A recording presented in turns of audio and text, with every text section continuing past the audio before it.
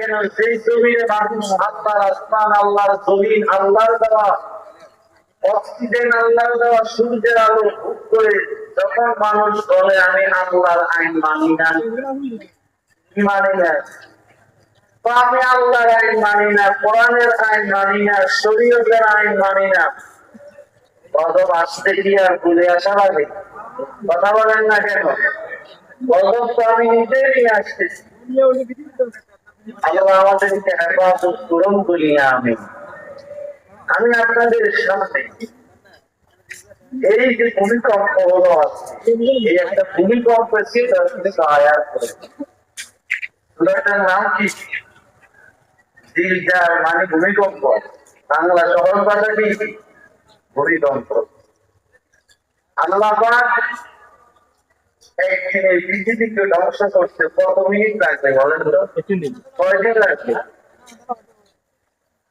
إذا زلزلت الأرض زلزالها إذا زلزلت الأرض زلزالها وإذ تحدث أخبارها بأن ربك أوحى لها যখন আল্লাহ পৃথিবীকে তার কনকনে প্রকম্পিত করবেন, পানি লাড়া দিবেন, কি দিবেন? পৃথিবীকে যখন আল্লাহ ঝাঁকুনি দিবেন, লাড়া দিবেন,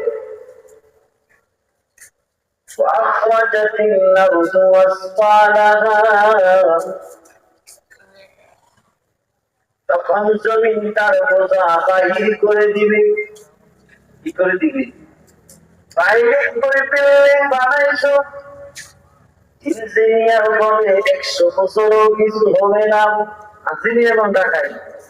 হ্যাঁ,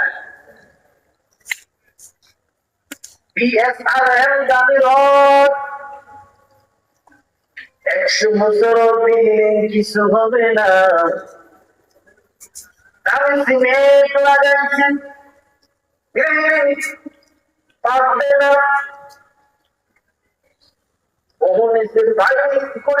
ভূমিকম্প আসে, বিল্ডিং হেলবে না, চলবে না,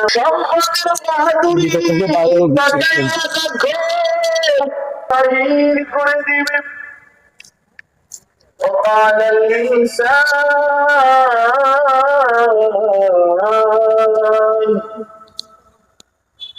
মানুষ বলবে কি হলে কবি